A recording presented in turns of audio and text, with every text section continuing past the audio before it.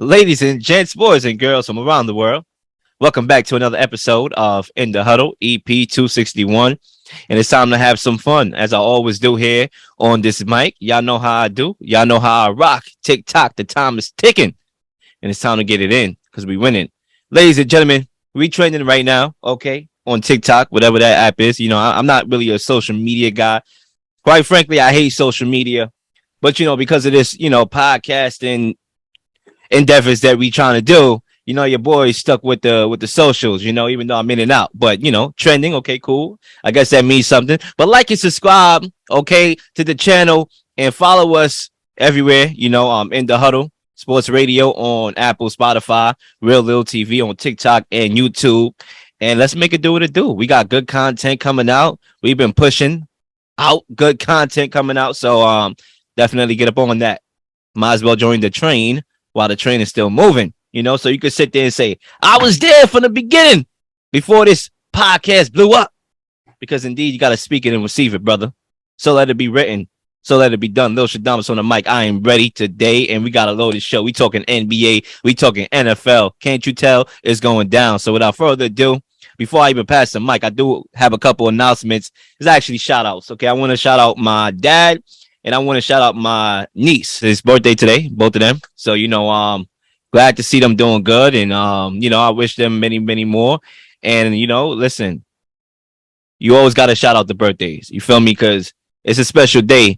Best believe it. Even though when it comes to my birthday, people have to tell me when it's my birthday because I don't even pay attention to that. Oh, it's your birthday today. Oh, I know. But shout out to my niece. Shout out to my dad. And without further ado, I'm going to pass this mic over to my co-Jose. Let's play. What's up?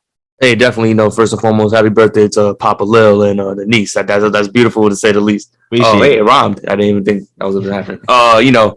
It's a beautiful day today. It's 80 degrees, a little bit warmer maybe.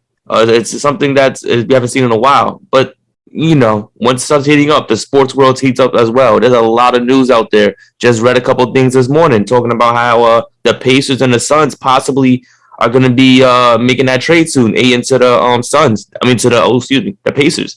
That'll be interesting to see. There's a lot of things happening, but at the end of the day, I'm always in paradise, and I can't wait to talk some sports today. I'm always looking forward to these episodes, and right now, I'm locked in, ready to go. So, Lil, whenever you're ready.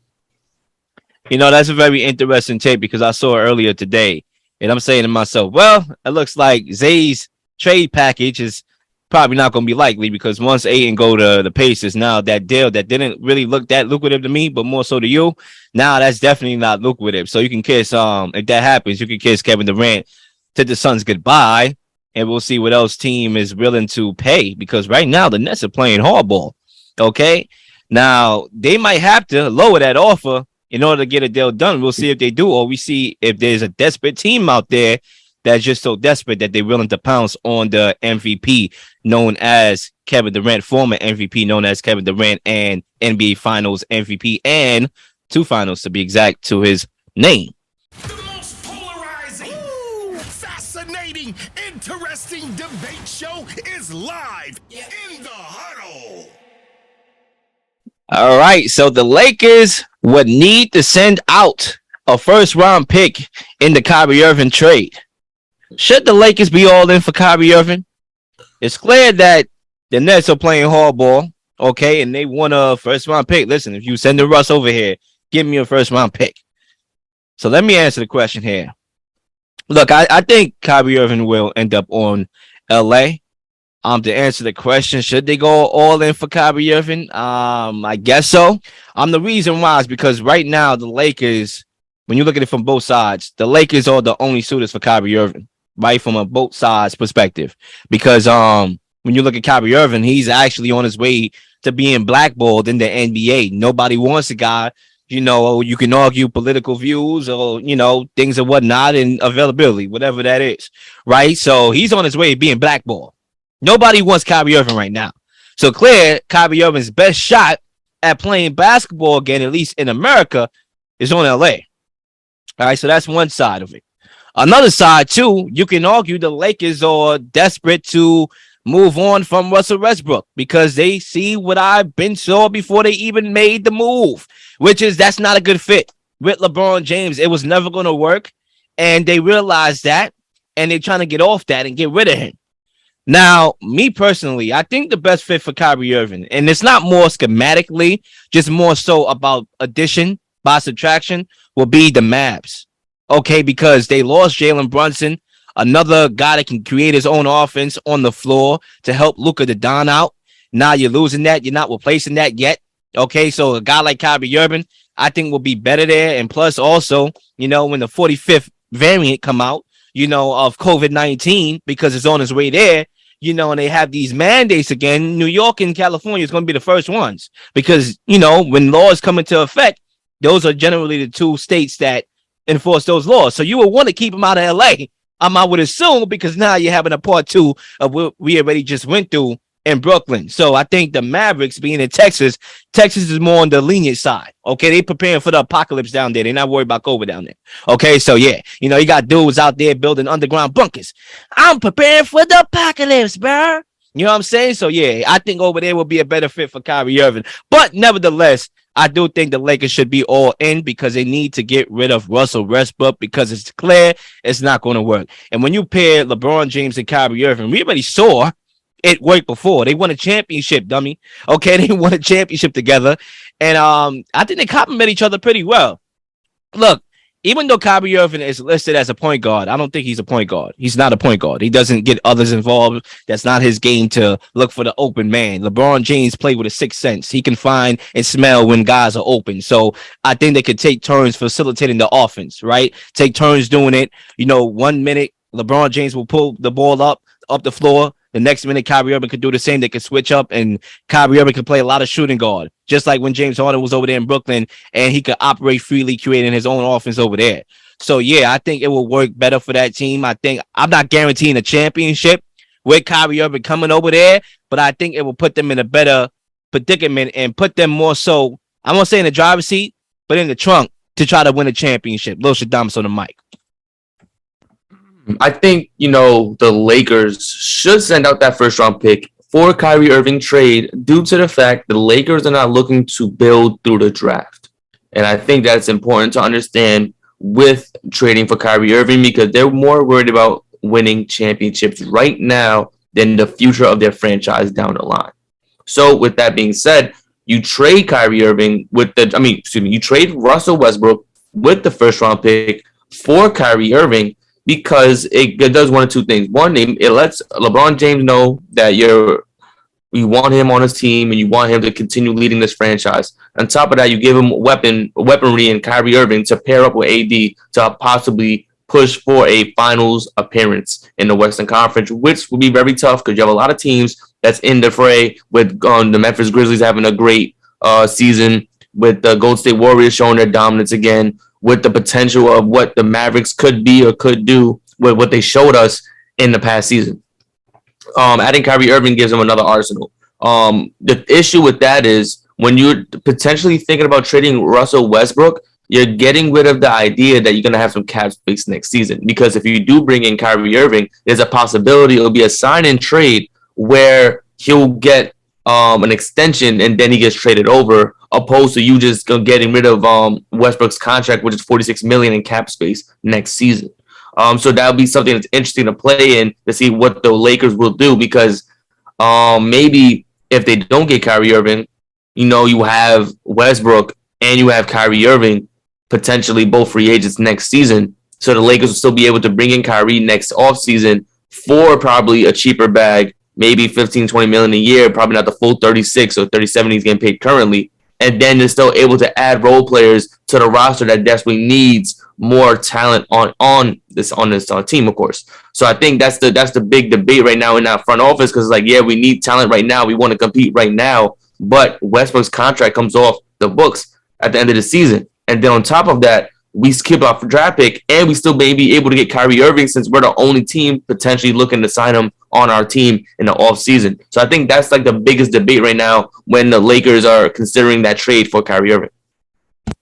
And also, when you talk about Russell Westbrook, he's got the support from the head coach, Durant Ham. Literally, he got the support from the guy. He was at the introductory press conference there, the one in attendance. So I don't know if they're all on the same page there because you got the coach picking him up. Maybe he's trying to pick up the trade value.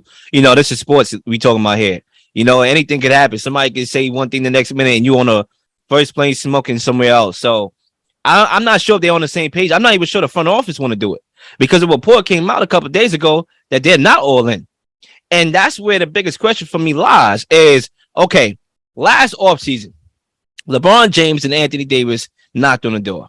Hello, who is it? Come in. It's me, LeBron James, Anthony Davis. What's up? Oh, I want y'all to bring in Russell Westbrook. I want to play with Russell Westbrook. I think he will make our team a very compelling team to win a championship. LeBron James, are you sure about this? I'm not sure about the fit, bro. Listen, man, I'm LeBron James, bro. Okay, I can win with anybody. I will make the move. Now, we already know that move actually tore the franchise apart and ended up becoming a disaster. Is the front office going to trust LeBron James' input again? And Anthony Davis again, because we saw it in Brooklyn. Oh, give me my coach, Steve Nash. Oh, give me my player, DeAndre Jordan. He still got something left in the tank. Give me my boy over here. Give me James Harden. And then it came to a point where it's like, all right, man, shut this shit down, bro. Get out of here. I'm trading you. Now we got to put a stop to it. Because even though player empowerment is known in the NBA today, and we talked about it to start up our show, we starting to see a little pullback now. We starting to see the manhoods of the front office saying, you know what, man, I'm not trying to get fleeced by my own athlete anymore. Is the Lakers going to sit there with all the things Kyrie Irving comes with? It is what it is. The guy with the whole stuff that's going on right now, and the pandemic and him being unavailable. That's a politicking tour right there for some. So are they going to take LeBron James' input again and say, all right, I'm going to sacrifice a pick that, yeah, it may seem like I don't need, but when 2029 comes around and we straight garbage, then I'm going to be like, I wish I had it. I don't know. So that'll be the interesting debate, because I think the Lakers at least the Lakers recently, they went away with acquiring their draft picks and bigging them up. At one point, you have to remember, they had Lonzo Ball, they had Julius Randle, they had Kyle Kuzma, they had Brandon Ingram, they had Jordan Clarkson, they had D'Angelo Russell, all these guys who wind up being some sort of impact on their respective teams currently or in the past. So when we talk about what they had at one point with their draft picks, it seems like they're going away with that. They're going more for, we need talent now, and we're willing to trade for those guys in this current moment. Because if the Lakers were really worried about their future, they would get rid of Anthony Davis for draft picks for their future. Because Anthony Davis comes with a boatload of draft picks. You talk about Westbrook, trading for Kyrie, you wouldn't worry about that because Westbrook gives you cap space. So you're not going to go and trade. You're not going to go and even ponder trading for Kyrie Irving if you're worried about your future and your draft picks, and you're worried about your cap space situation. So I think when you look at the Lakers, I don't think they're too worried about the 2029 season because that's 7 years away. Now, all the way down the line, we're talking about, we want to win championships now. We're talking about winning championships or being in a championship conversation from years on end. So I think that's something that's more on their mind opposed to them thinking about the future. I think it's more of a play to try to get Kyrie for cheaper because they know the Nets are desperate to get him off the team because they feel like he's a cancer and they feel like he's trying to make poisoning the team on Steve Nash and on his coaching and all this other stuff. Like even Cam Thomas in the summer league, he had a little interview when the person that was interviewing Cam Thomas. They mentioned Steve Nash, and Cam Thomas just chuckled. He was like, yeah, it is what it is. Like, they're already downplaying what Steve Nash does as a coach. So that's something that's probably toxic. And I'm not saying Kyrie Irving is the person doing it, but the media is all pinpointing that Kyrie Irving has downplayed Steve Nash as a coach. And it seems like it kind of trickled down to the other players on the roster saying that Steve Nash is really not a good coach at all. And that's the thing, because you can sit here and say, I'll sacrifice the picks and things of that nature. But the reality is Anthony Davis and Kyrie Irving hasn't played a lot of games in the last couple of seasons. Guy was hurt. Kyrie Irving only played about 103 games the last 3 seasons. So by making that move to play devil's advocate, you know what I'm saying? Like, now you got 2 guys that are known not to be available. Listen, Anthony Davis is walking glass, bro. I'm sorry to say. The guy's a walking glass. The NBA schedule don't do you no favors with the long season. Like I said, they need to chop some of that down. They don't do you no favors over there. And now you got injury-prone dudes because Kyrie Irving is another one that's injury-prone. Yeah, I think you go, you make the move because you need to, even though I think the real move they should make is tearing this joint down. and trading away LeBron James and Anthony Davis, as I said on the record so many times, to get the capital to build this thing back up and save what will be them being in the basement in the NBA in the future. But since they want to go all in, I kind of got to give them, like a philosopher, right? I want to go all in. I'm your agent. All right, cool. Yeah, all right, this is what you should do to go all in, and that's bringing in Kyrie Irving. So you got to add Kyrie in there. You know he could score. You know he's box office. You got an AD who, when he's healthy and playing at the top of his game, one of the most dominant bigs we've seen in the game. And, LeBron paired with those two guys, I think will be a dominant trio for the Lakers and possibly, like I said, Western Conference Finals team. The key is when. I heard a lot of wins. When Kyrie Irving is on the floor. When Anthony Davis is healthy. I don't know. That's a lot of wins, bro. The 5 W's. I'm not even about to go there. Ladies and gentlemen, okay, the Nets said that they will not deal Kyrie Irving until they get rid of Kevin Durant. So if there's a deal to be done involving Kyrie Irving and the Los Angeles Lakers, it will be on the back end.